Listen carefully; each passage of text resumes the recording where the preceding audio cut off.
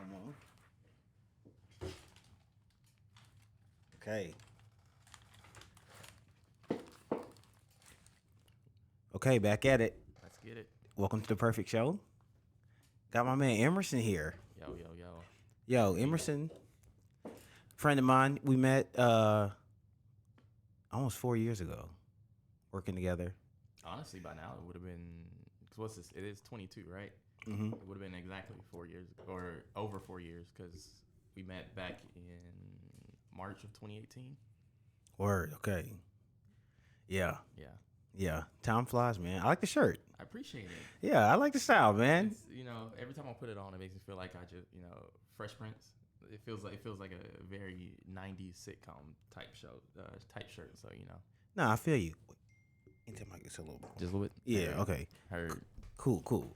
Yo, so man, thanks for coming out. Sorry, we had about a 40-minute technical delay, but it's cool. Everything happens for a reason. I'm at that point in life. Nothing happens when it's not supposed to. I appreciate that because I'm not gonna lie. He was he very patient throughout the process, but whenever somebody's on their phone and they're waiting, I'm like, I wonder what's going on with this nigga's head right now. Man, hey man, I was just scrolling on Twitter, catching up. I feel you. Twitter. I'm glad you brought that up. How do you feel about Twitter? I love Twitter. I've always said if I had to purge all my social media and could only keep one, I would keep Twitter. Really? Really. Why Twitter? It's just it's almost the perfect social media, not in the essence of how it works, but from what you can get from it. Because you can get information if you follow news outlets. You can get your daily updates. You can get sports. Like if you were to scroll through my Twitter right now, you would see I got sports news, I got world news, but then there's like just gonna be a meme, and then there's gonna be some viral video of somebody doing the dumbest shit you've ever seen. Okay. And then next thing you know, someone's having like a coming to Jesus moment. And then you scroll a little bit further, you got someone having a mental breakdown. So I just think there are no expectations on Twitter. Like Instagram, you have to have a certain image to, I agree. To be successful. And, TikTok, you have to have a certain image or a certain brand or a certain idea to move forward. Facebook, we don't talk about anymore. But Twitter, all you have to do is say the one thing that a few people are thinking, and it's just that it's going to snowball. That was a good way to put it. Yes. And also, I see what you mean because I've always said my perfect social media platform is MySpace, man. But the thing about MySpace came out, I feel like before. Well, MySpace didn't have that news element to it, so I would agree about that. That is the thing about Twitter's really like the news source of news because at the end of the day, like you may not get all the factual information, but you can't get that from damn near anywhere, anytime these days anyway, even if it's the news. No, if someone tells me something happened, I go check Twitter. I don't Google it. I don't look. I'm like, let me go see what Twitter's talking about. Yeah.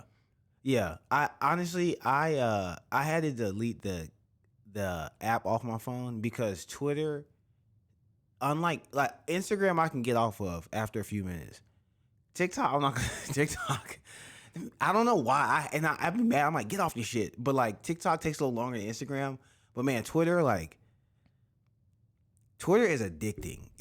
Twitter is. They even have porn on Twitter. Not that I watch it. Anything. That's what we all say. Yeah, like that is true though. But I wish the thing about MySpace that I missed. I hate to sound like an old head, but how old are you? 26. Okay, yeah, your brain's fully developed. Did you have a MySpace? I didn't. I wasn't allowed. My first social media was Facebook. So Okay. I actually was not allowed. We didn't have like a computer at home. Or we did, but I just wasn't really internet savvy at the time. But I feel about MySpace is a social media what the PSP was to game consoles. It was just a few years ahead of its time. Because now you look, everybody's all about, portable gaming. I can take basically what I play at home and play it on the road. You know, with you look at the Switch, you look at, you know, even like the evolution of like the DS. I know there aren't that many gaming handheld gaming consoles, but now you kind of have this whole thing of like it's exactly or very close to what you would do if you had it on a console. But the PSP tried to do that, but it did it just a few years too early when, you know, internet wasn't a thing everywhere. Like you couldn't just find high speed Wi-Fi on the go. Hotspots and stuff. Hotspot, you know. Okay. The only place you really could do that were at internet cafes and Starbucks, and even that internet wasn't that good. And I remember because I had a PSP and I would always try and play, you know, my online games or do updates and stuff on the go, and I could never do it. I would have to do it at home. And I feel like that was MySpace because, you know, a lot of the things that MySpace pioneered, we hold on to in our social medias now. Close friends. That, you know. Wow, that is a very good point. Close friends was a thing that, you know, now Twitter now has the circle where you can put people in it that only get to see certain thoughts. Instagram has always had close friends. You know, Snapchat has like the private stories or whatever. MySpace did it first. You talking about like the top 8 or like top your 16, top, 8 or however many you could pick? Yeah. Right. It wasn't like how it is now, to where it's like these people are the only people that get to see certain content. But the idea was there of, hey, I know I might have a friends list of 50 people, but these are my close friends out of all of them. That is a valid point. And the music aspect. Because the music aspect to me is what changed, like, is what separated MySpace. Because it's like, for one, that was like, I was a huge Chris Brown fan at the time.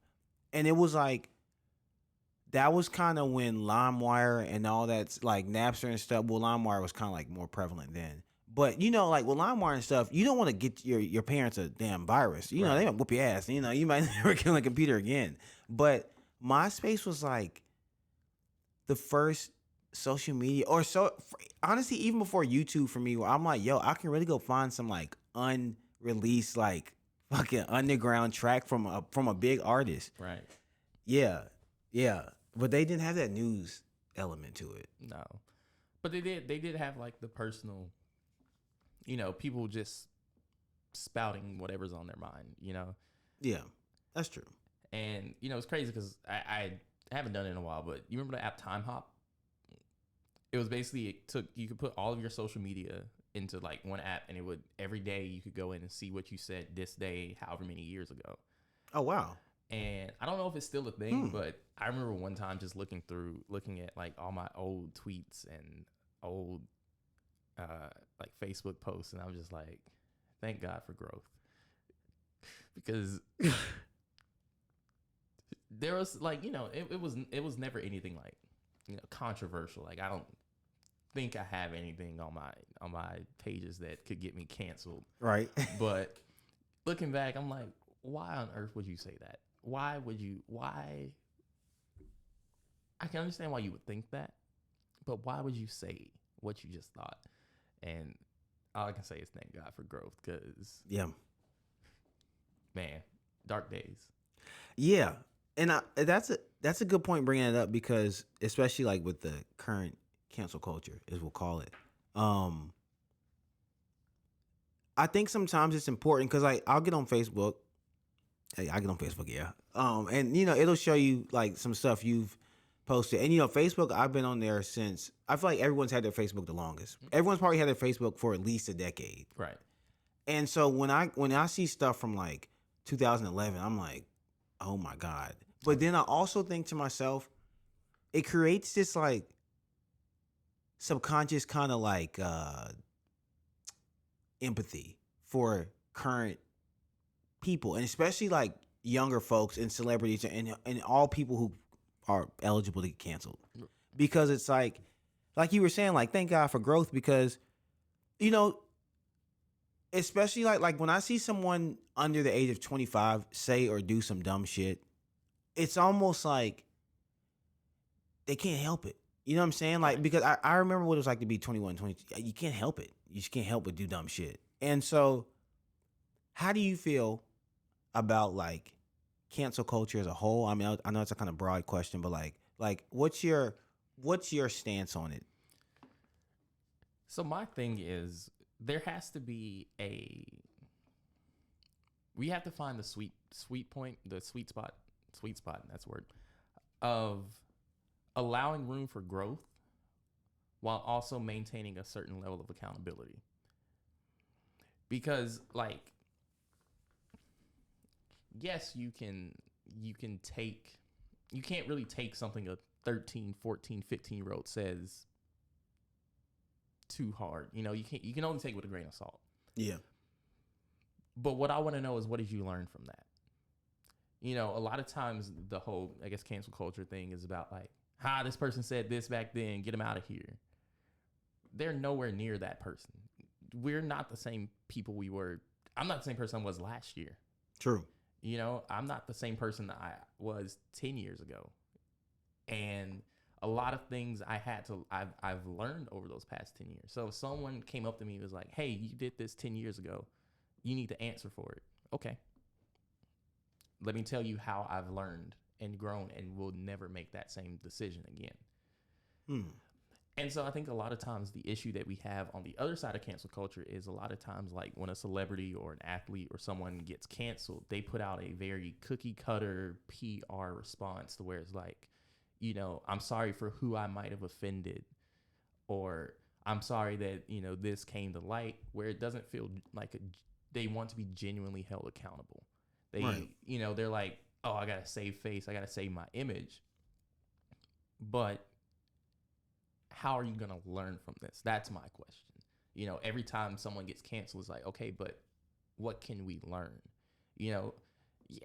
I was in Call of Duty chat rooms and, the lobbies growing up. I know what gets said. I know what people say. I know what people think. But also, we were very young at the time, Yeah. 15, 16, 17, and now I can look back and say, yeah, those are very immature things to say.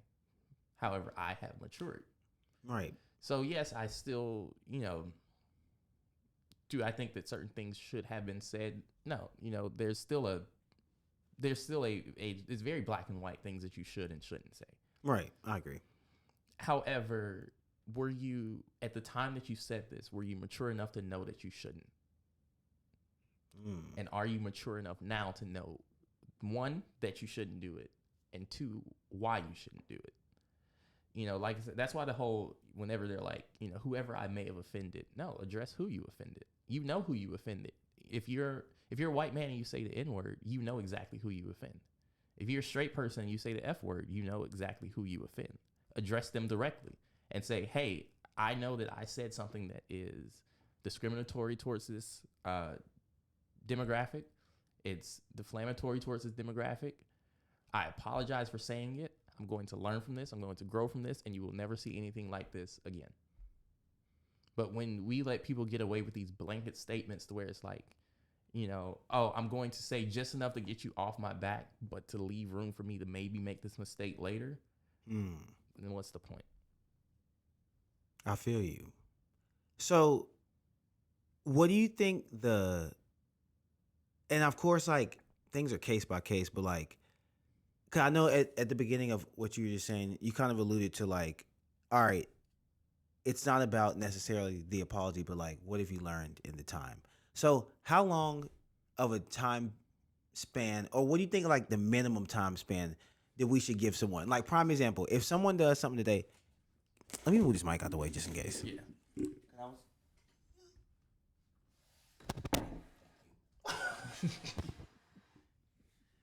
My parents raised a short man. If someone, let's say someone does something that, now it might be in the way of that camera. Okay. It is. All right.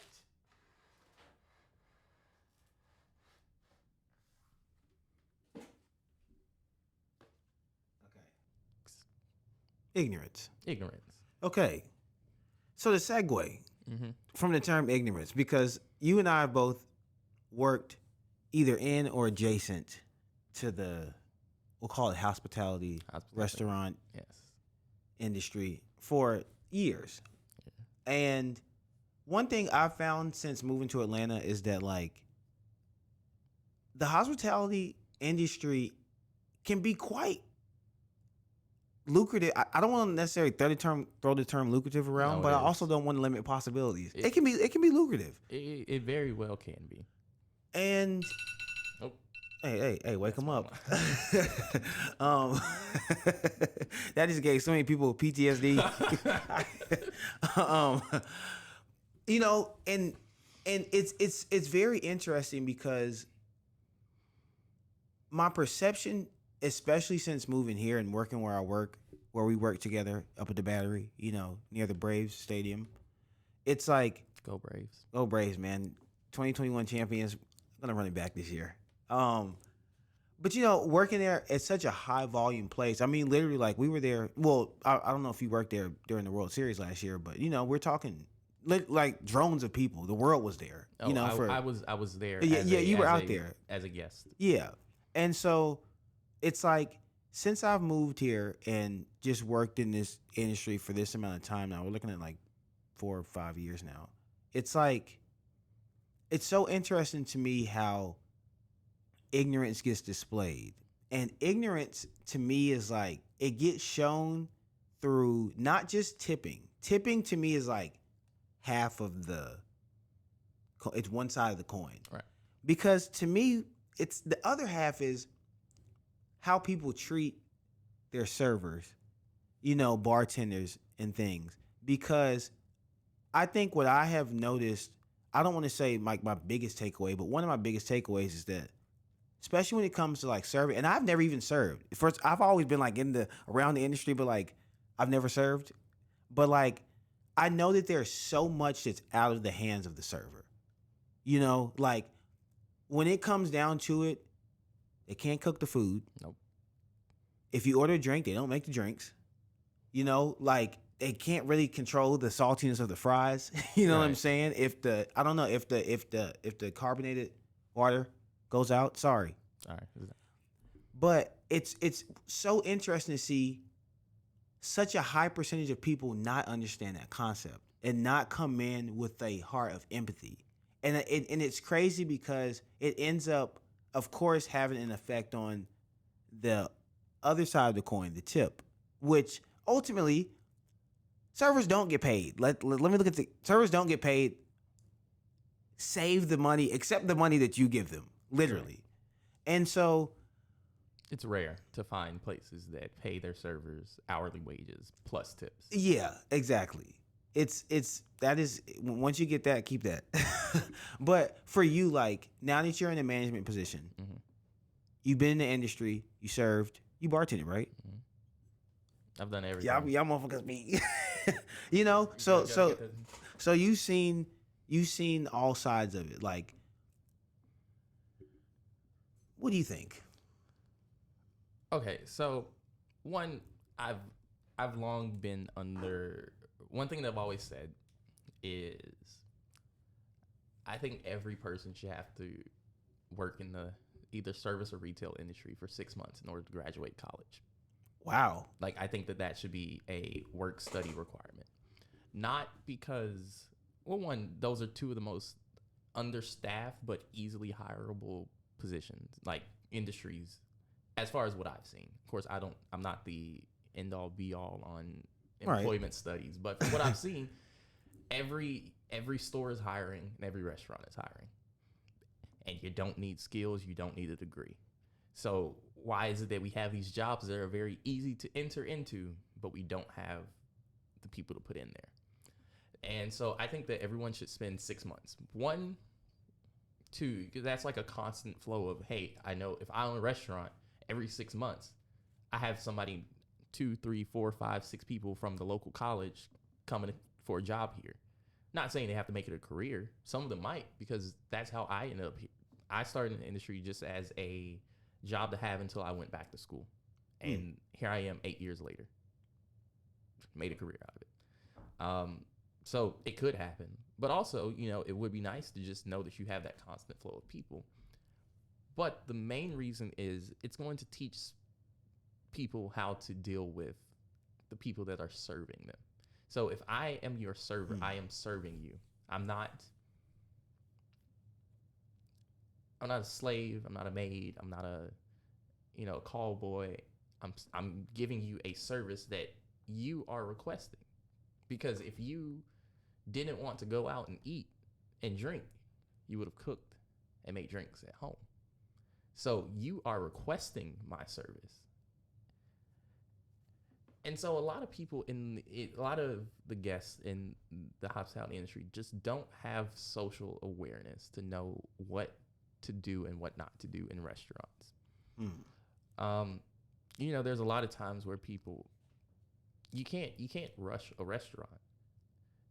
Like if you look around and a restaurant is full, then that means that your server isn't just taking care of you. They probably have 5, 6, 10 tables.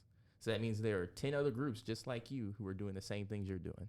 They're ordering food, they're ordering drinks, they're waiting on food, they're waiting on drinks, they're waiting to get their table clean. You're not the center of attention. You're not the center of the universe. And so then when you get to the issue of tipping, I think people don't know how the restaurant works. They think that a $5 tip on any tab is good. Yes. Which, up to a certain point, it is. Of course, industry standard is 20%. That's just kind of, or even if you want to say 18, that's just the standard what you should tip if you were giving good service. And it was funny because I remember to both segue and connect earlier, there have been tweets going around of talking about over tipping and black people over tipping just so that they can prove that black people tip. Oh, wow. You haven't seen those? I tell you, man, I have to stay on Twitter because I'll be on there all day. But that's interesting. And so it's a weird crossover because I over tip personally, not only because I'm black and I want to change that stereotype, but because I'm also in the industry and I understand what's happening. I feel literally the exact same way. Those two reasons. And it's like, dang, I was only going to leave 20%, but now I feel like maybe I should leave 40, or my bill's low enough. I can tip the bill, And so I just don't think a lot of people understand how tipping works or how servers and bartenders really get paid. And, it's funny because there'll be a lot of time. I know bartenders that are pushing 6 figures, working at regular places. Like they're not bartending at the Ritz-Carlton. They're not. Right. They're bartending at regular places. I know the boys out at the Battery. I know how well they did last year. Granted, that is a, particular circumstance and not a lot of people are afforded. But I know, people that are working normal bartending jobs that make more than half the people that come in there. Yeah. And, people always try and say, oh, I always hear whenever a guest gets mad at a server or bartender, they try and throw money at them, or they're like, I make more than you make in a year. I make more than this. I'm like, you probably don't. Right. Because there's always that chance that you have somebody come in and leave you $1,000 tip. It's the only industry. It's the only industry where that happens. Well, not only, there are others. There are. Yeah. Well, yeah, here on the ground. Yeah. But yeah, or it's the only industry. It's one of the only industries where you can have regulars. Like at my restaurant, I just had this couple and their friends that I see almost once a week. I have regulars that live right down the street that stop by and they text me, hey, are you working today? And they just swing by. Now, granted, I personally, now that I'm in management, don't make tips, but I still foster those relationships so that money can trickle down to the staff that do make tips. Right. And so... Because it will. It will. And, that's another thing, too, about the industry is a lot of people don't realize a restaurant is really only as good as their management staff. Oh, yeah. If the managers don't have, if the staff do not feel like the managers have their back and they're actually supporting them, you're done. Yeah. Yeah. Yes. And I'll say management, and that's why I'd like to go back to kind of like the beginning of this part of the conversation. the ignorance just of like the customer just not understanding that like, all right, you got this server before you, but you don't know if this server is dealing with, let's say a manager called out this morning, and now there was only one manager scheduled, so now you have, instead of your normal manager running things, checkouts, comps, you know what I'm saying, just things that perhaps you wouldn't think of, just that managers take care of. Now, let's say the chef has to be the manager and the chef that day. Okay, so now inevitably, right there, something's gonna suffer from that, and it's almost like in my head, I feel like 20% to me is like super duper too low. Bare minimum. Like I can't. It's almost like that's like the minimum wage of tipping, and to me, like even that's not enough because if we're doing the math, you have a $16 tab, right? Let's say you have a $16 tab. Cause in today's world, I don't know where brunch, happy hour menu, $16 tab, and let's say your server really gave you good service. You're asking for different things, sauces and shit. Just different things that are gonna take away from their easy flow of, like you said, hitting. They might have 5 tables, 6 tables, and so now you're asking for these things that, of course, come with the standard meal, but it's still work. 20% of $16 is $3.20. $3.20. Can you? And in my mind, I always think if people tipped in cash, like dollar for dollar, what they wrote down, it would hit them a lot harder. Because if you really after that can pull out $3.02, you know what I'm saying? Right. Like to me, and this is just a me thing, and maybe the world and the internet may disagree or maybe agree. I feel like, prime example, if I'm on a date, I feel like the bare minimum tip. I don't care what we get, even if it's just 2 entrees and a drink. I feel like bare minimum should be $20 tip. Bare minimum. Because it's just like there's so much that goes into it that's unaccounted for. And at the end of the day, like a server can give you their world for an hour and 30 minutes. And to leave them $5 to me is just like, I don't know. It's a crime against humanity. It's wild. See, what I do is I do like bare minimum tip for me. Like you just literally came in, took my order, dropped my food off, kept it moving. There was no interaction, nothing. Is I do 20% and then I round it up to the next multiple of 5. So like for that $16 tab, I would do $3.20, but then I round it up to 5. Okay. Which, that then makes that about what, a 27% tip Out of 16? on the 16. It's going to be about 31.25. Hey, you're the math genius, not me. But no, so Practice. I had to get it out of you at least once. Right. Well, that was slick.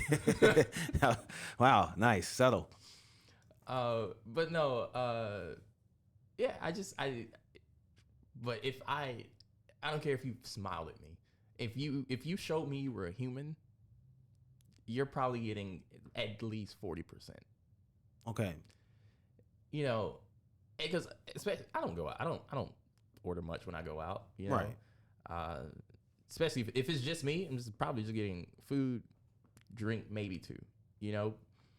But yeah, it's definitely there's a lot of ignorance.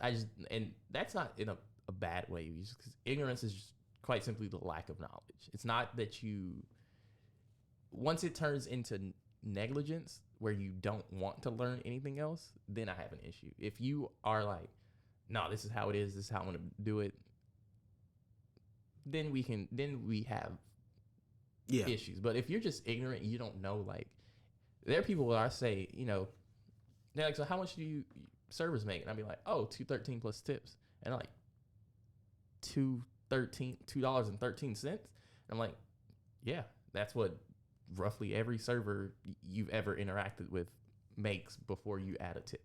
Yeah. And they're just like, how is that legal? They haven't touched server labor laws since the 70s. It's a crime. I really think it's a crime. And I'm glad you brought up, I'm sorry, you weren't finished. No, I was. Okay. I'm glad you brought up the difference between negligence and just ignorance. And that's why like I really wanted to have this conversation because I went out, a member of my family came down. Well, members of my family came down in April and we went out to eat. And I also feel like, and let me know if you think this is true. Well, not true, but subjectively true. I feel like sometimes the older, well, I can't say that though because some older people tip. But anyway, long story short, some members from my family came down, and one member in particular, I'm not gonna call her out, but we went out to eat, and she was just like asking for stuff that I don't think she got. Was like, bro, this is kind of over the top. Like, hey, I see y'all have banana pudding. Can you bring me a sample? And I'm like, Hold on. What? you know, drinking this sweet tea, this isn't sweet enough. Do y'all have an alternative? You know, to me now we're at 2 audibles you've already called. You know what I'm saying? And so to me, it's like, it's probably not known. I'm so glad you brought that up. It's just probably not known that like there's a flow. There's a flow to serving. There's a flow to bartending. There's a flow to restaurants. And anytime you come out and like you said, you're requesting a service, anytime you're asking them to kind of get out of that flow, to me, it's like your tip should start everything to me you ask for, the tip should go up a little more. A little bit more. Just because like there's that's a good point about like people having to graduate college. In order to do that, they should like work in the restaurant industry or hospitality industry for 6 months because it really isn't ignorance. And I'm glad you said that because with things, sometimes I feel like I come in hot and I'm like, oh, what the fuck? You know what I'm saying? Like, why are people like this?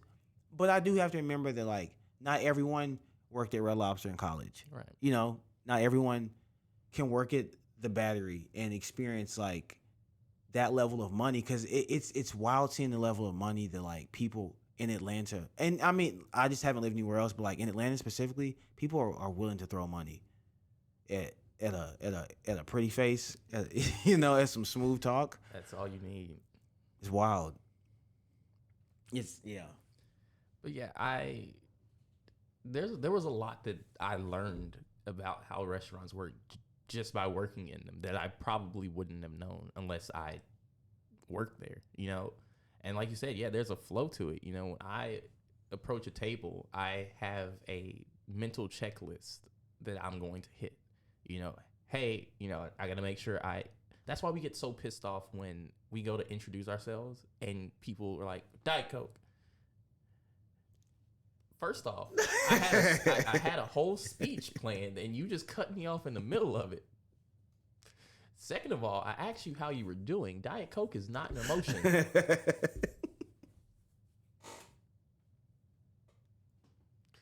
So when you say there is a flow to it, there's, hey, let me introduce myself so you're not snapping at me or yelling, hey, across the bar, you know my name. And see, that's the thing. A lot of people don't realize that there's reasons why we do everything we do. You know, I introduce myself so you can call me by name and treat me like a person instead of snapping at me like a dog. Okay. I point out where certain things are on the menu so I don't have to answer a million questions. I let you know, hey, here are the appetizers. If you have a big group, I'm going to tell you, hey, I'm going to take your drink orders first, and then we'll come back and do food so that nothing gets confused, nothing gets messed up. Everything is on the same pace because you don't want one person getting their food and then 3 other people who didn't order because the first person ordered when everybody was ordering drinks. That's weird, you know? Or I say, hey, let's do appetizers first, and then we can do entrees because I know apps take 5 to 10 minutes. Entrees take 10 to 15. I can cascade it. But when you try and order an entree at the beginning and then wonder why it's taking so long, but the people that ordered the apps after you are getting their food before you when you order before them, it's because you ordered a steak that takes 20 minutes to cook. They ordered mozzarella sticks. You just drop those in a fryer. Right. You know, so there is a flow. It's like I said, there's a method to the madness. There is a reason why we do certain things in certain orders because that makes our lives easier and yours. It's not just for us. We're helping you out too. But a lot of them don't realize that when you interrupt that natural flow and like, yeah, okay, you want to ask for extra sauces. tell me that when you order, you know, or you know, you've been eating your whole life. You know whether or not you're a heavy dipper or not. So you probably know if you're gonna need an extra honey mustard with your chicken tenders. Don't wait until you get your chicken tenders and you're halfway through to say, "Oh, can I get an extra honey mustard?" You knew you. Even if you don't, I would rather you ask me for extra honey mustard and don't use it, than for me to have to come back 10 minutes later and you'd be like, "Oh, can I get another one?"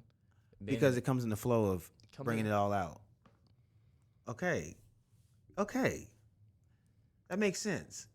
So I know you said you wanted to hit on like how Atlanta has changed. And that's why like I wanted to bring up Atlanta because I've been here about 6 years. And I just equate so much of my Atlanta experience to the Battery. I just be up there so much. And I used to live right there, you know. And so being up just near the Braves Stadium. First off, that's wild to me. The fact that that's there, insane. What, the Braves Stadium? Just in the Battery in general. Yeah, and that's what I've heard. I've heard that like before because when I moved there, like the Battery was there, but the stadium wasn't even finished yet. It was like a few restaurants out there, like Sports and Social and like Yard House. Yeah, Yard House and Wahlburger, and now it's pretty. And everything else is like up for rent. You know what I'm saying? And so when I came out there, to me it was like, oh, this is cool. You know what I'm saying? But like now, like I live more in the city, and like I've been here longer, so I could. It's hard to fathom what would have been there, but I could kind of fathom like, okay, because it's that's outskirts. If you throw a rock hard enough, you be in Smyrna. Literally, it's really Smyrna. It is Smyrna. It is Smyrna. Yeah, I heard they made it Atlanta just for the. So technically speaking, I believe like Atlanta can annex within 5 miles of any interstate as part of the city. Anything that's 5 miles off of 75, 85, because they go like straight through the city. Yeah. Atlanta can annex anything to call it Atlanta, which is why literally just the pocket that is the Battery is Atlanta. Because 75 is right there. Wow. Right there. This man, this is why we bring him on. Wow. Okay. Wow. But that's why if you go literally, you make that right, you keep past what, Spring Street? Yeah. Now you're in Smyrna. Yeah, now you're in, wow. So you're born and raised in Atlanta? Born and raised. I was born at Northside Hospital. Oh, wow. Okay. That's crazy. So you grew up like, what is that like being from here? Because I can tell you what it's like to move here. I love it. Oh boy, I couldn't imagine being a kid here. Honestly, it's one of the best places to grow up, I think, especially as an African American. As long as you're within like city, as long as you're ITP, Atlanta is a very it's a safe haven for minorities, I would say. Of course you do. Yeah. It's weird to say that considering that Georgia in and of itself isn't. Yeah. But it does feel like you are in a little bit of a bubble. I can say I didn't have any racist experiences until I went too far outside of the city. And it was fun. There's always something to do, even as kids. And this was before we had all the tourist stuff. Georgia Aquarium opened in 2005, 06, I think. The World of Coke used to be underground, and it was nowhere near what it's like now. Really? Nothing like this. It was like a. You can still see the building. You can see how small it is compared to the one they have now. Dang. But I used to go once a year, just on either as a field trip with school or my family. We would go up there.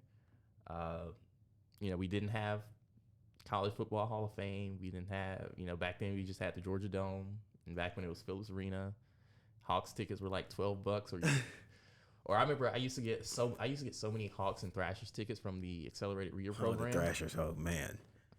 R.I.P. Yeah, I remember. Yo, the Thrashers didn't last long. Damn. We lost 2 hockey teams. Wait. because we had the Calgary Flames were in Atlanta first, and then they moved in the '80s, and then the Thrashers. Wow. We got the Thrashers in 1999, and then they were gone by like 2011. I never knew the Flames started here. Wow. Because up in North Carolina, we got the Hurricanes. Yeah, Because they started as the Hartford Whalers. Hartford Whalers. Yeah. Which I have a Hartford Whalers hat, and Word. everybody's like, "What is that hat?" I'm like, it's an old hockey team." Dang, if you know, especially if you're not from North Carolina, if you know, dang, that's respect. So, dang, what do you? It was something I wanted to ask you that you just alluded to.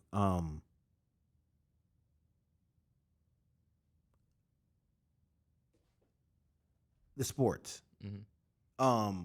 Because even how the Braves have moved from Fulton County to, well, I'm sorry, Jesus, I'm sorry, Turner Field. I'm not that old. Oh, Yeah, I thought you were just talking about the county it's in. yeah. Well, true. But like, how do you feel about Atlanta's growth? I'll say because I've seen different accounts of people who grew up here. Like when I listen to people like Ludacris and Ti, they seem to express some displeasure with how the city has changed, which I get because like people who, when things change, it isn't always greeted with welcome and open arms. Right. So, what's your opinion, or how do you even like what's your perspective on what has changed about the city? So people ask me this all the time, especially when tourists, because I work at a place where a lot of tourists swing by, and when they find out I'm from here, their number one question is, "How do you feel about what's happened to Atlanta?" I'm happy to see the city grow. I just hate to see what it's costing, and I don't mean that financially. Like I understand cost of living is rising in Atlanta, but that's not what I mean. I hate the aspects that we're losing just so we can grow. Mm. So so I work on ponds, right? And Love ponds. love ponds. But as a lot of people know, or as not a lot of people know, a developer just bought out 8 blocks of ponds, and they're going to tear everything down, build it up. There's going to be condos, office space, all that stuff. But there's some really, really iconic places that are not going to be there anymore, that I feel are very integral to the identity of Atlanta. You got places like the local, MJQ. They're closing by the end of the Oh, year. they're taking that out. Oh, man. They're closing by the end of the year. Damn, you should have told me this afternoon, man. You can't tell me this in the morning. Damn. But it's things that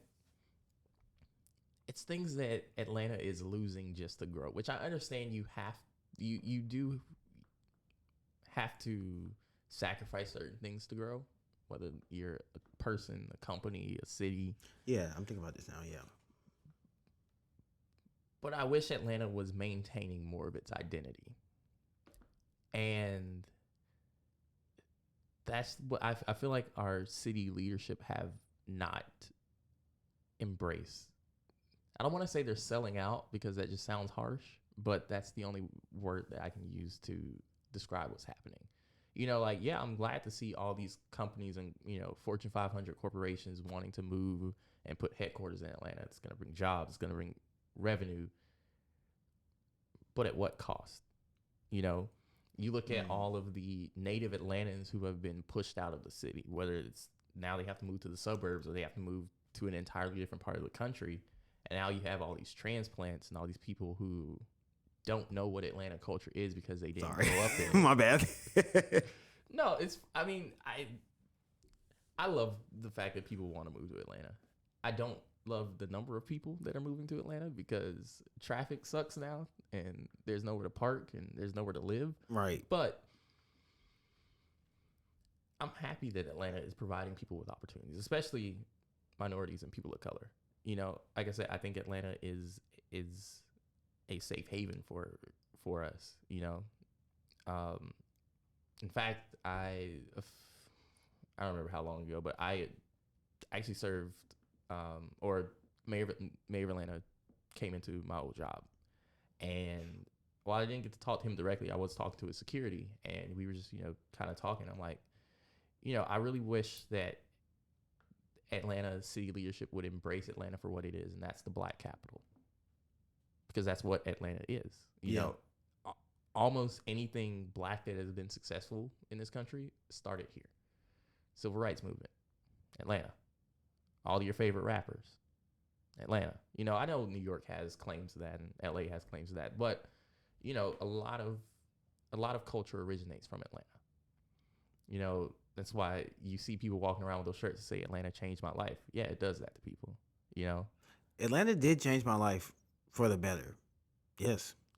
It does that. And, you just look, Atlanta has a lot of opportunity you can be successful at whatever you want to do in Atlanta. If you want to be a scammer, Atlanta's got you. Boy. Oh boy. Yeah. You want to be a stripper, Atlanta's got you. You want to be a businessman, Atlanta's got it. You want to do movies, Atlanta's got it. Fashion, art, industry, construction, whatever you want, because there's a need for all of those industries in Atlanta, because that's the culture that we've built. And, Atlanta has never been a permanent city. Like, even from its inception as the connecting point between the major railroads in the South, it was always meant to be a city that people were coming through.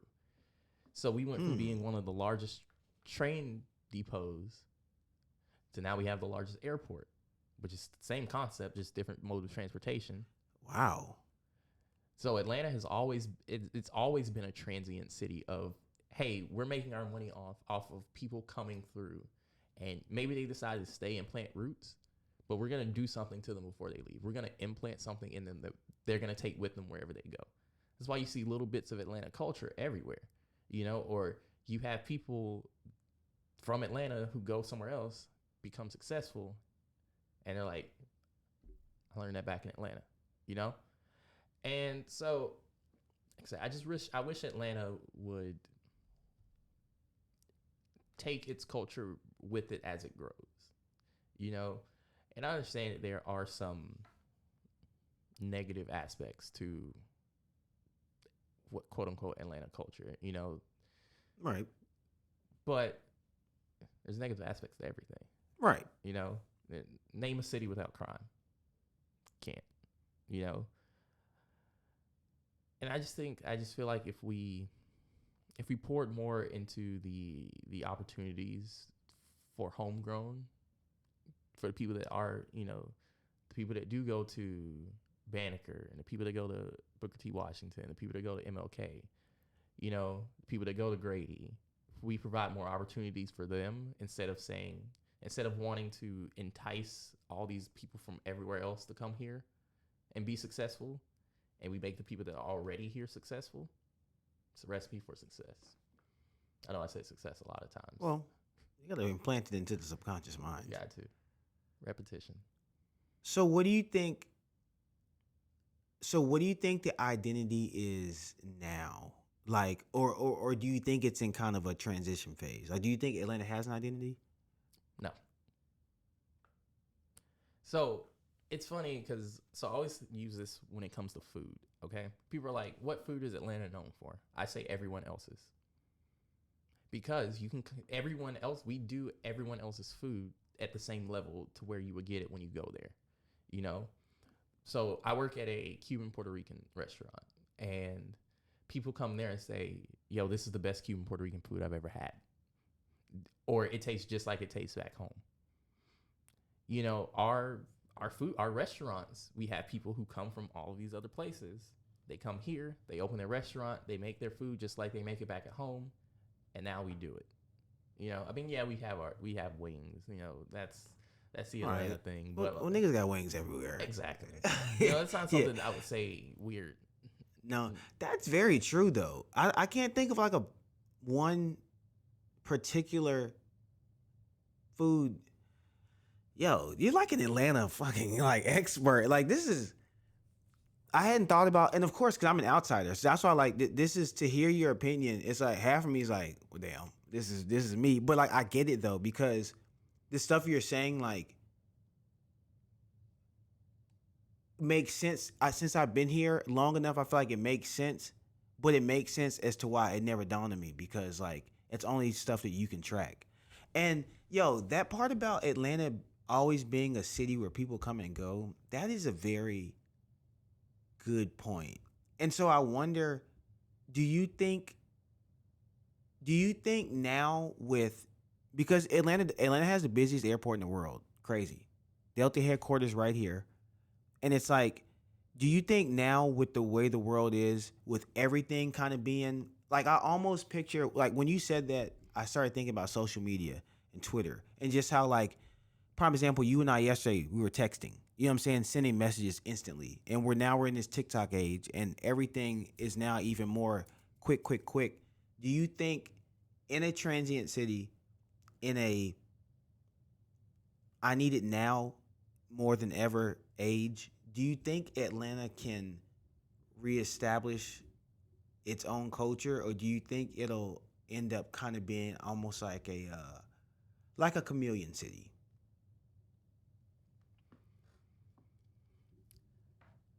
I think there's. I think being a chameleon city is actually the way to go, because that basically means that Atlanta will give you whatever you need from it. Whatever you look for, you'll find it here. You know, Yes. as opposed to, if you go to New York, you know exactly what you're getting. And you have to conform to New York if you want to be successful there. If you go to LA, you have to conform to LA to be successful.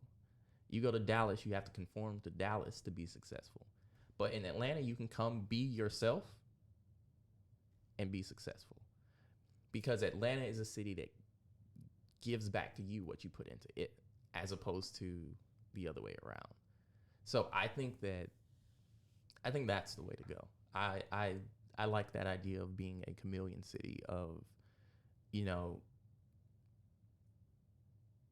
which we've always kind of had to be. Being such a blue city in such a red state, there's always been a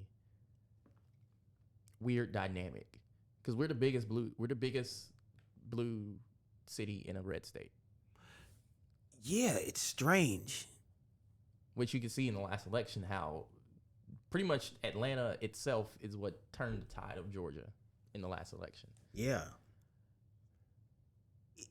It's strange, man. Strange.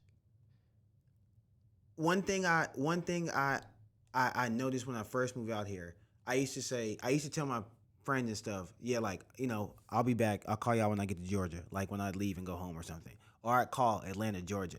And after about a year, kind of what you were talking about earlier, there's a huge difference between Atlanta and Georgia. And it's wild because when you haven't been here, not even lived here. I mean, I feel like, people who visit here enough, you can really see that like there's a difference between Atlanta and Athens. Mm-hmm.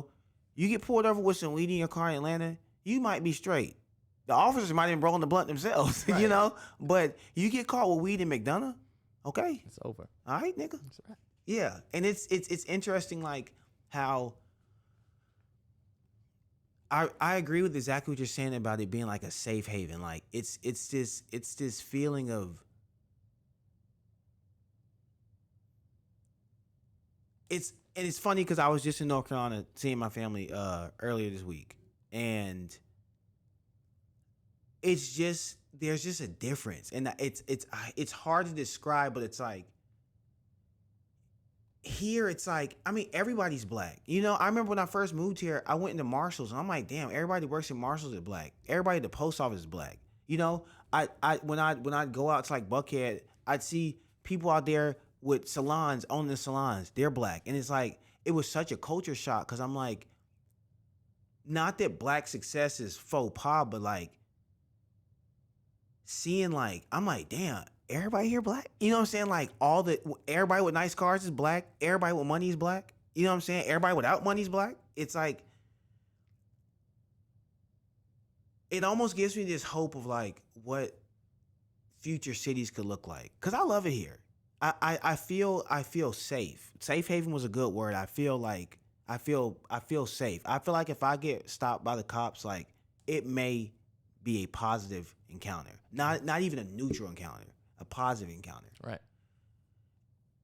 So yeah, that's I love. Thank y'all for welcoming me. You know, because I love it here, and I do hate that. You know, I attribute it to the overcrowding, but I get it though, because it's just like I lived in Charlotte before I lived here, because Charlotte's like the Oh, Charlotte's next. yeah. It was Charlotte's like a little Atlanta, but it's different. The crazy thing is though, it's like more expensive than Atlanta, but less black. So it's like, man, fuck it. Let's just go to Atlanta. You know what I'm saying? But even in Charlotte, it's like I feel like when you're from North Carolina, Charlotte is like the city. You know what I'm saying? Like, all right, cool. That's like the biggest city you can live in, of course, other than like Raleigh. But Charlotte is like the mecca, if you will. But even that, like coming here, I'm just like, there's just a different. It's like a vortex here, like what you're saying, like whatever you put in, you get out. It's something. There's something here. It's like a juice, and I love it. There's something in Atlanta for everyone. Doesn't matter who you are, what walk of life, what race, religion, sexuality, gender, anything you like I said, anything you want, you can do in Atlanta, and it's there. Yeah. So I understand the appeal. I understand why people come here, but stop. He said, "Please stop." Please. I want my 20-minute drive to work to stay 20 minutes. I feel you. I stay kind of in Midtown, and it's wild. Like I'll be like, yo, it takes me longer to go a mile and a half, a mere mile and a half down North Side. It takes me longer to do that sometimes, between about 2 and 7. It'll take me longer to do that than to get on 75 and go 11 miles. I'm sorry, up to the Battery. Mm-hmm. You know what I'm saying? Or go sometimes I could almost get to maybe damn near Kennesaw in the same amount of time it takes to go 2 miles on North Side. Don't let it be a Falcons game. It's over. Yeah. So yeah, I feel you. And if you are gonna move here, please learn to drive. That's all I ask. Cause I'm tired of accidents. I'm tired of driving by accidents. I remember one time I was driving home from work, and this was at about midnight. And I passed 6 accidents on my way home. At midnight too. One of the cars was on fire. Like I'm like on fire. And I just wanted to know how. Right. How did you wreck your car that bad that it caught on fire? Right. Well, here, one thing I'll say about Atlanta traffic is that I think one big problem I noticed. Well, there's a lot of trucks here. That's someone pointed out to me. It makes a lot of sense. There are a lot of trucks on 285, the circle around the city. For those at home, I know you know, but like, there's a lot of trucks, of course, because there's a lot of warehouses, a lot of corporations. There's a lot of business. Like you said, this is a transient city. But what I've noticed is that there's that point near downtown. I don't know who the hell thought this would be a good idea, where you have 75. So now you got traffic coming in from Chattanooga, Tennessee. It meets up with 85, which now you got people coming from the north. You got from North Carolina, South Carolina, Virginia. That meets. Then you got 400 coming in from the top. So now you got people from North Georgia, and they all meet at the exact same spot. I'm like, who thought this was a good idea? Because now it's almost like if I'm coming from Virginia, I am inevitably going to run into somebody. And then you got, I'm sorry, I forgot about 20. And then you got 20 fucking like 2 miles south of that. If I'm from Virginia, I'm going to have to run into somebody who's coming from Alabama, who at the same time, I'm going to meet somebody coming from Chattanooga. Mm-hmm. And then I might see somebody coming up from Tallahassee. What the hell's going on here? Yeah. Atlanta is one of the, I think Atlanta is the only major city that has multiple major expressways running through the city. It's wild. And they meet in the dead middle. I believe 60% of all traffic on our expressways is caused by 20. You can't. And I don't get it, because 20's damn near I don't want to say the least used, but it seems to me to be the least used of the major interstates running through Atlanta. Right. Yet 20 has the most problems. I don't get it. Why do you think it is? Do you think it's because it's only 2 lanes? Or it's like 2-3 lanes. See, the problem is because Atlanta is so big but also so small. There's like 7 exits within 1 mile of each other. on 7585. This is a valid point. So, and one of those exits is I-20. So you have people that are trying to get off the expressway. You got people that are trying to get onto another expressway, meeting together with people trying to get on the expressway, and people that are coming from a major expressway. Yes. All at the same time. And then the lanes are just there. And so you'll be driving in one lane, and all of a sudden it's an exit lane, and then you got to get over. This is true, yes. But you're not going to get over because I'm not going to let you over. Right. So Because I can't let you over. I missed my exit, and now I'm 38 minutes behind me already being 15 minutes late. Correct. Yes. There's one thing that shocked me when I moved here. There are some exits on the left. And I'm like, well, now, like you said, we might have, because there's that little strip. I'm sorry, I'm really going in. I guess if you're not from Atlanta, just Google it, whatever. But like, there's that little strip. This needs to be talked about. There's that strip where all the major interstates kind of come together, and then like you said, there's like 248A, B, and C, but they're it's all within a mile, like you were saying. And it's like, yo, what about the folks who are trying to get all the way over? Yep. Chaos. Yeah. And then I don't know. It's yeah. It's just Atlanta. That's how the traffic works. And then it just clears up.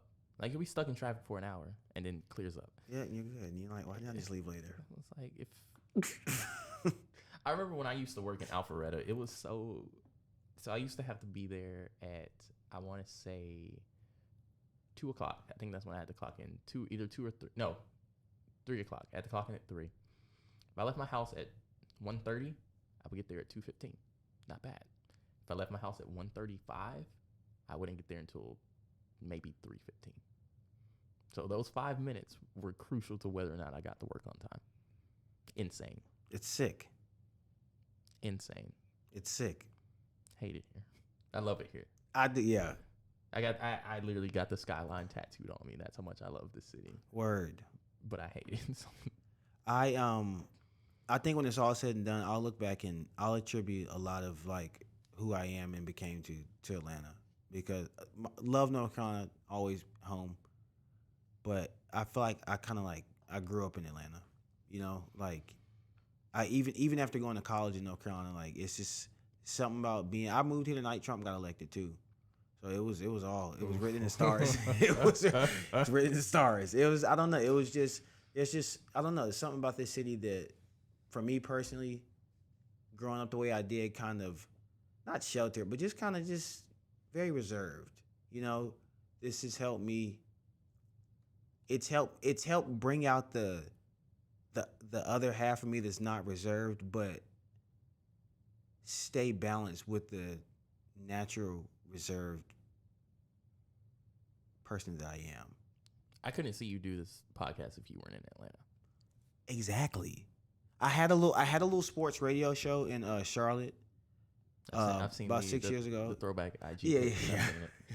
You know, but even that, like, and it's funny because that was a black woman who owned that. Thankful for that.